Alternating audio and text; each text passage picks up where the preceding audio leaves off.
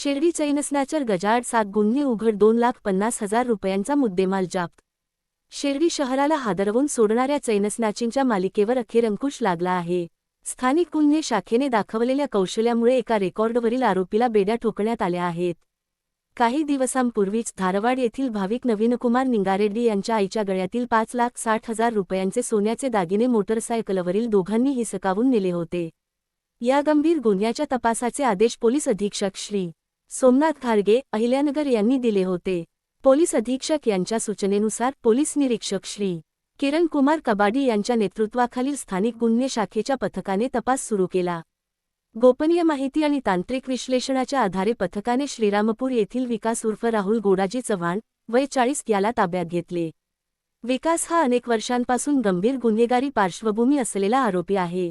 ताब्यात घेतल्यानंतर कसून चौकशी केली असता विकासने हा गुन्हा आपला साथीदार गणेश विजय चव्हाण फरार याच्यासोबत केल्याची कबुली दिली।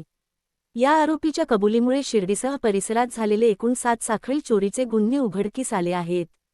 स्थानिक गुन्हे शाखेने केलेल्या कारवाईत विकासच्या ताब्यातून 1 लाख रुपयांची सोन्याची लगड आणि गुन्ह्यात वापरलेली 1,50,000 रुपयांची यामाहा मोटारसायकल असा एकूण 2,50,000 रुपयांचा मुद्देमाल जप्त करण्यात आला आहे। विकास चव्हाण हा केवळ अहमदनगर जिल्ह्यातच नव्हे तर तामिळनाडू राज्यातही गंभीर गुन्ह्यांसाठी हवा असलेला आरोपी आहे। त्याच्याविरुद्ध यापूर्वी दरोडा आणि जबरी चोरीचे अनेक गुन्हे दाखल आहेत।